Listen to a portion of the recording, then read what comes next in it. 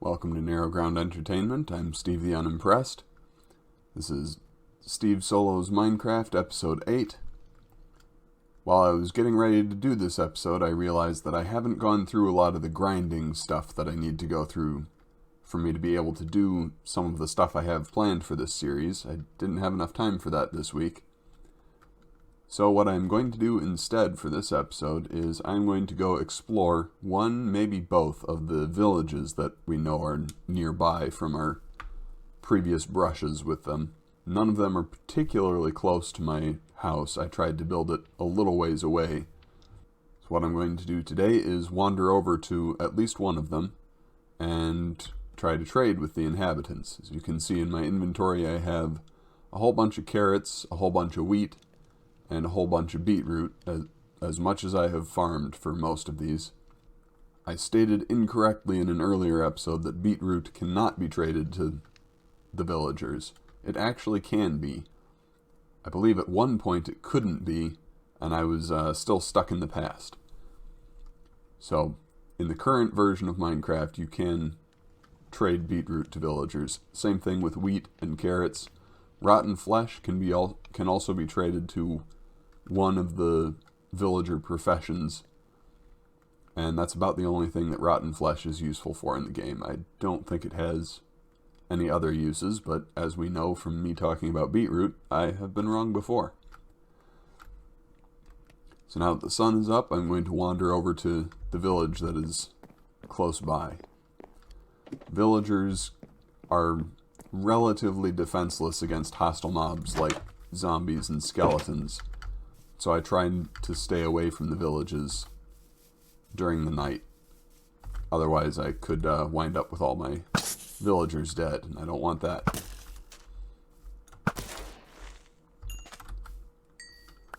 It's the second time a creeper has nearly snuck up on me in my woods. Sooner or later one of those is going to blow up. Alright, there in the distance we can see the village that I'm going to explore first. I had actually come in the direction of this village, west of spawn, because I had noticed another village near the player's default spawn point, which is to the east here. And I was trying to stay away from it during the night so that I wouldn't spawn monsters around it and wind up with a bunch of dead villagers. So hopefully I haven't built so close to this village that they're all dead when I get there.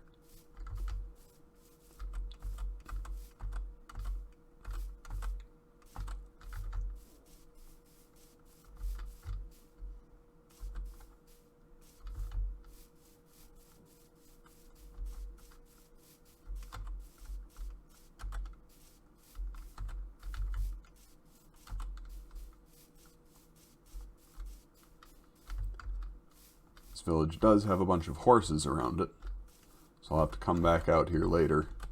You can tame and ride horses, and I do have a couple of saddles that I acquired from fishing. Here's one villager. It looks like not all of them are dead.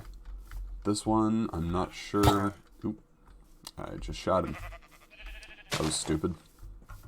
Put your weapons away when you're trying to talk to the villagers. They don't become hostile, but accidentally attacking one will reduce your reputation with the village, which is a trading mechanic, and it means you'll get worse prices. This one doesn't have a profession, which means he can't be traded with. So I'm going to look around for some more. Here's one.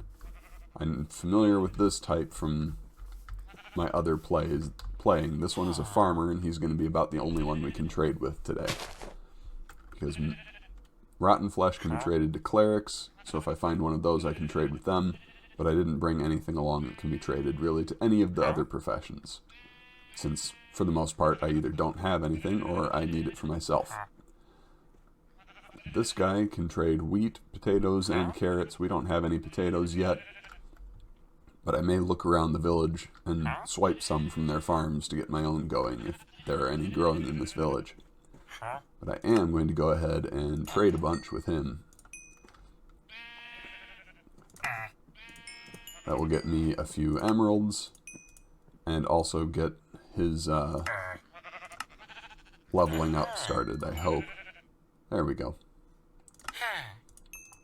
As you trade with villagers, their experience bar grows and they become better at their professions,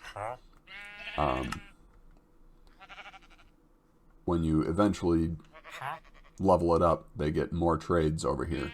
So to be able to trade pumpkins and watermelons, like I had talked about doing before, which are some of the best trades, I will have to trade with this guy quite a bit. I see a bunch of sheep. I should have brought my shears. Now that we've traded with him, I believe his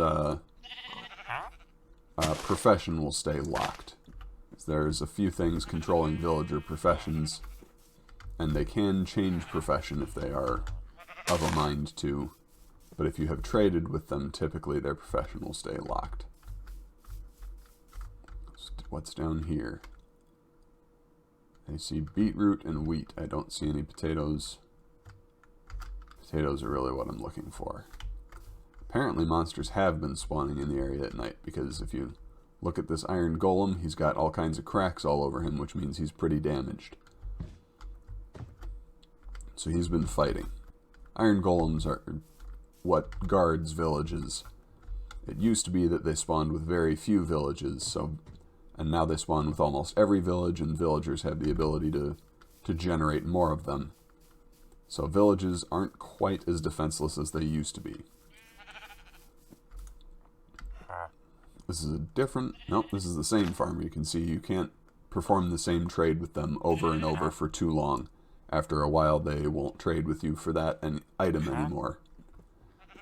Once they visit their crafting station, which for farmers is a composter, they will refresh their stock, and they'll be willing to trade with you for those again. But they can only do that a couple of times per day, so you can't just come in with a whole inventory full of potatoes and trade with them indefinitely. I see another farmer down here, so I'll go trade with him as well. Are there any potatoes in your field? I don't see any.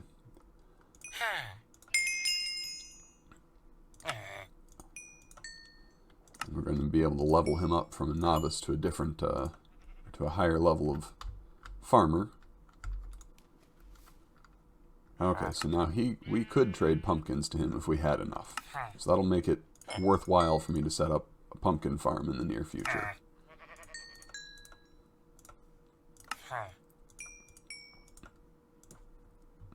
I think I'm pretty much out of carrots now. I only have the 15. I could buy some bread or some pumpkin pie from him, but I'm not inclined to do that at the moment. I don't tend to buy much of anything from villagers, but I especially don't buy things that I can easily produce myself. This one's an armorer. Actually, just to get him started and lock his profession in, I'm going to buy a helmet from him since mine is broken right now. Some of them, especially the armorers or toolsmiths or weaponsmiths, most of their trade options are things that they're selling to you.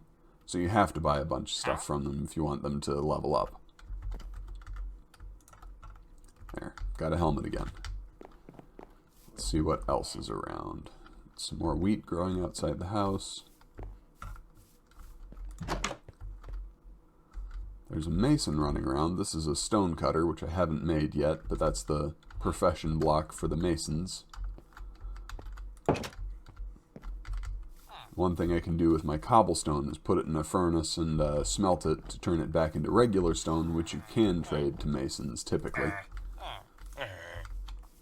These two don't have any professions. I believe this is a weaponsmith. Yep. Sells an iron sword with sharpness 2 enchantment on it. This is another farmer, I think. Nope, this is actually a fisherman. He will buy coal or string from me. Unfortunately, I don't have either of those with me, and for the most part, what I do have, I'm not willing to give up. But he'll cook my fish for me, too, if I bring them over to him. So that would be a way to get him leveled up without giving him any of my resources. And night is falling, so I need to leave the village and go away.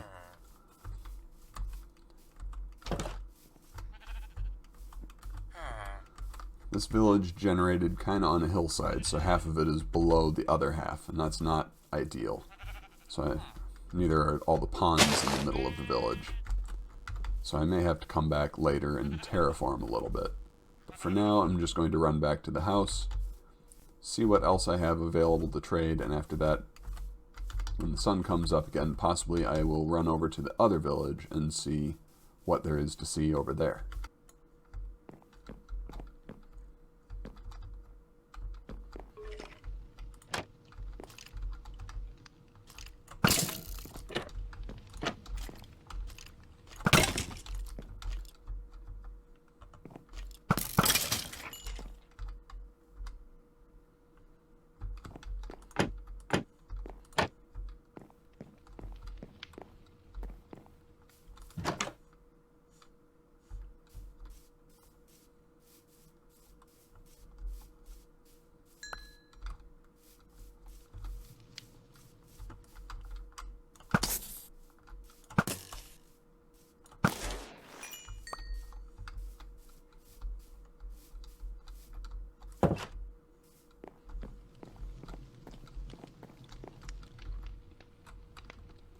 Alright, the sun is coming up again, so I'm going to get ready to head out again. And this time I'm going to go towards the village that I know is east of us. I don't remember exactly where it is, though. This time I'm going a little bit more prepared. I've made a whole bunch of fences and a whole bunch of gates out of the dark oak wood that I'd mentioned I have been farming when I didn't actually want to be farming it. I'm going to use that to hopefully fence in that village thoroughly. I'm not going to be too precise about where I do that. I'm not going to try to figure out exactly how far out the technical game limits of the village are. I'm just going to put up a fence that goes around all the houses and put up some gates to allow me to get in and out. But that will give that village some rudimentary defenses, and if I throw down a bunch of torches within the fence, mob spawning or hostile mob spawning is based on how much light there is in an area. So once I fence it in and put down a bunch of torches to make sure the light level in that area stays above the requirement to spawn hostile mobs, they should be safer. So I'm going to use that to protect my friends. The other thing is that villagers, while they can now use doors, I believe still cannot use gates. So they should not be able to go in and out of them. I could be wrong about that again, though. I think that village was a little bit to the north of where our island is. So I'm going to walk over onto this shore, I'll swim, and then head straight east. And at some point over there, we should run across it. Either that or I'll spot it in the distance and know that I've been going in completely the wrong direction.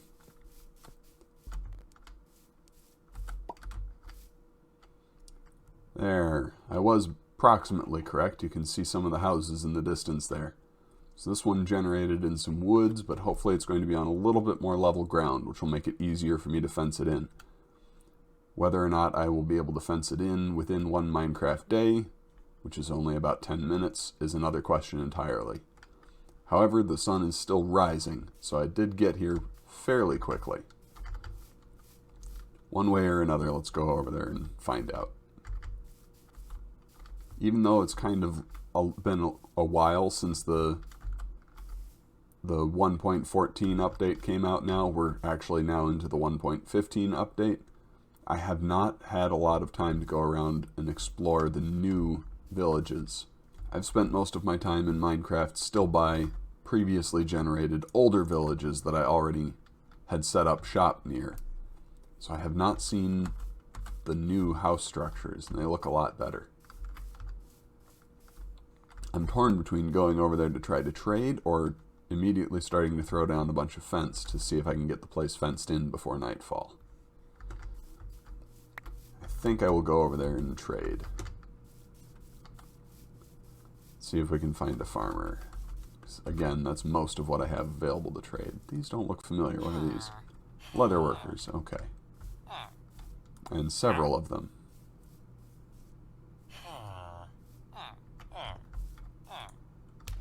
This is a fisherman. I did bring a little bit of string to trade to him because I realized I don't actually need all of the string that I have. So I traded him a few string. Who else is in the area? This is a larger village than the other one, I think. So I'm probably not going to have enough to fence it in entirely. I see a composter here, so there should be a farmer around somewhere. Oh yes, this is a much more extensive village. It's going to take possibly more gates than I even have to fence it in completely.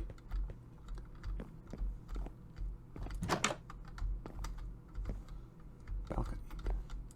I like the balcony.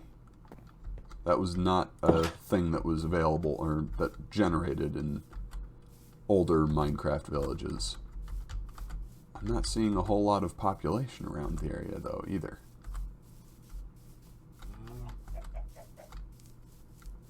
Okay, so it's not quite as big as I thought it was, or was worried it was going to be. Where are the farmers, though?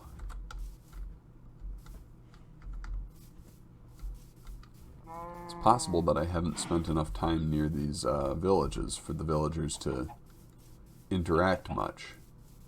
I'm not sure if a full complement of villagers spawns at world generation, or if they only spawn a few. And the villagers have to interact in order to produce and breed in order for there to be more villagers. Right now, I'm mostly just finding these 3 leather workers, it looks like. And I have lost track of where that fisher went.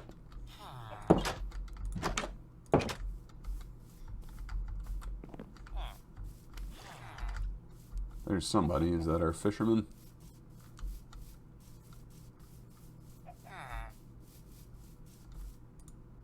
Yep, that's our fisherman. 4 villagers so far. And only 1 that I'm able to trade with.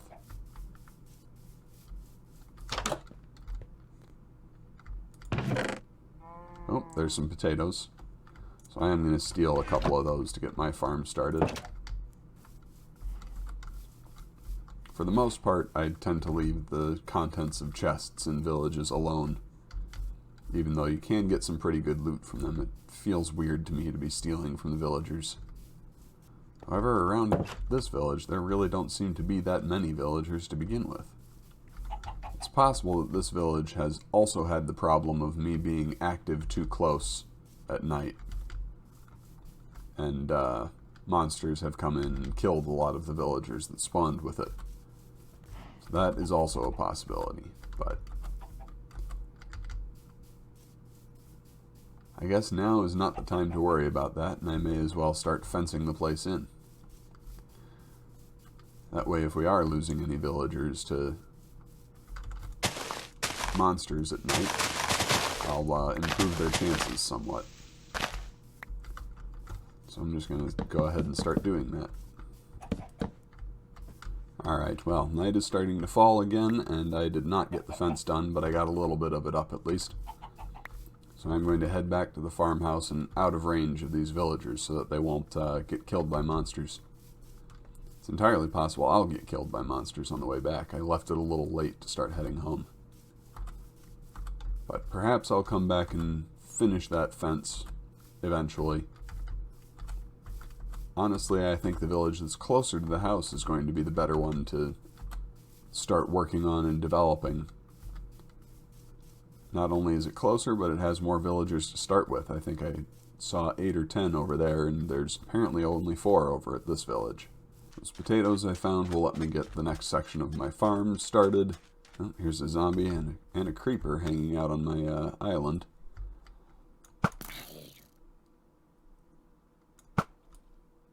Got him.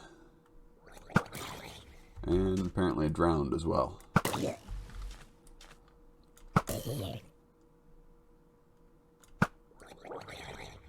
Let's go ahead and kill that creeper before we go over there. Where's that zombie's rotten flesh? Maybe I already got it. I want yours too, buddy. Oop, he dropped a gold ingot. I'll take that. I hear another creeper. Not sure where he is.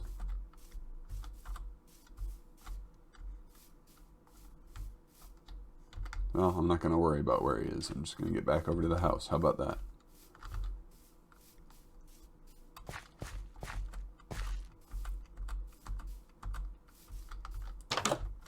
Alright, now I'm safe. Those potatoes I found will let me get the next section of my farm started. After that, I'll only have, I think, pumpkins and watermelons to start farming.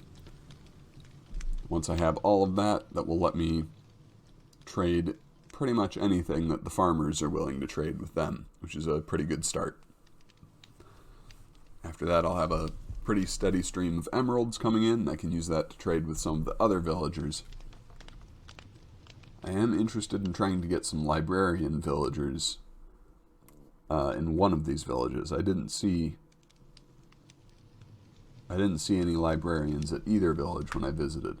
But I'll be able to trade paper to those once my sugarcane starts growing and I can make a good supply of paper. I'll have to go out there and get a few more sugarcane planted. The more important thing to do with the sugarcane for now, though, is going to be to finish off my enchanting area. So even if I do find any librarians, I probably won't be starting to trade with them for a while yet. But that's a problem for a different day. I think for the rest of this episode, I am going to possibly come over here and get the potato farm started. Or maybe I'll leave that till later. I think what I'll actually do as soon as the sun is up again is go back over to the village to the west of us and start fencing that one in. That one's going to be a little bit more difficult because of the greater elevation changes in the terrain, but I think that one was also a little more compact and kept together, so I might have to go through less fences to get it fully enclosed. Not that I went through all that many. Well, no, I take that back. I went through at least 2 stacks. That's quite a bit. So I might go make another couple of stacks of fences just to make sure I have enough to get around that village. Alright, sun is back up. So let's get back over to that first village and start getting them some protection. Alright, here we are. I think I'm going to start down here on the bottom on this end, because I can see a composter and some fields down here.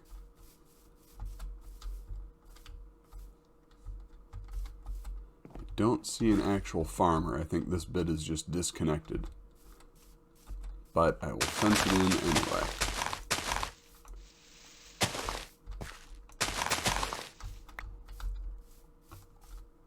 Not sure where I'm going to start with that, though.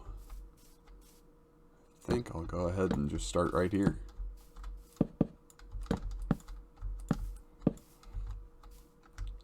I was going to put a gate down here if there was any more than this connected to the area, but seeing as it seems to be mainly just a disconnected piece of farmland that probably there aren't any villagers working right now, I'll leave it alone for now.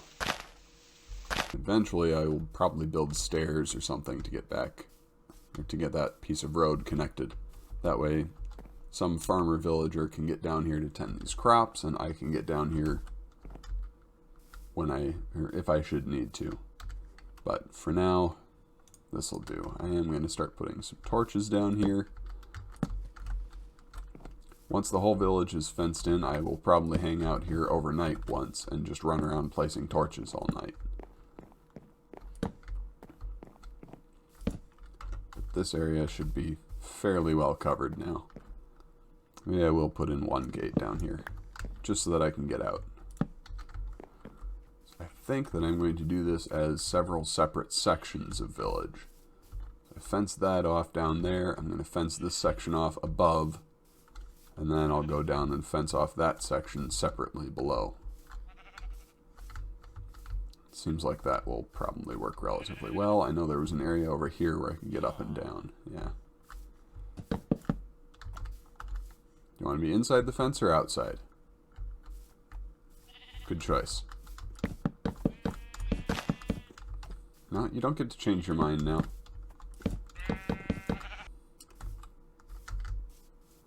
Alright, the sun is rising on another day, and I have been here at this village for several nights now, or for several days now, rather.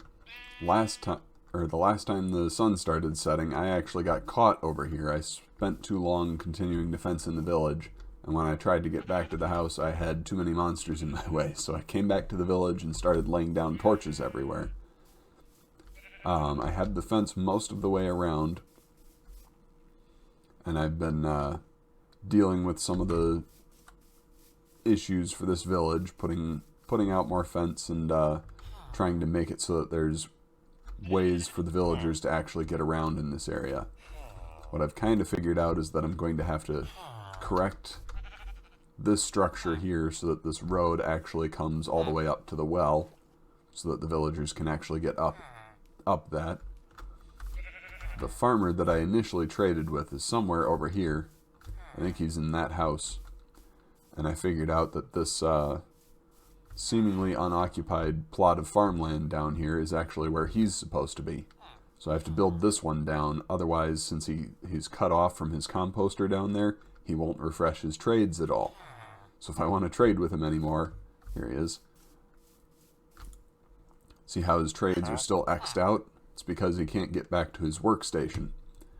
So if I want to be able to trade with him any further, other than for the potatoes that I don't have, or give him emeralds for bread, I have to get him access to that composter again. So I'm going to continue working on the fencing in of this village so that it's defended. I ran out of torches, so I'm going to have to go make some more of those after I do the fence. Come back here and torch up everything so that no monsters can spawn in this village.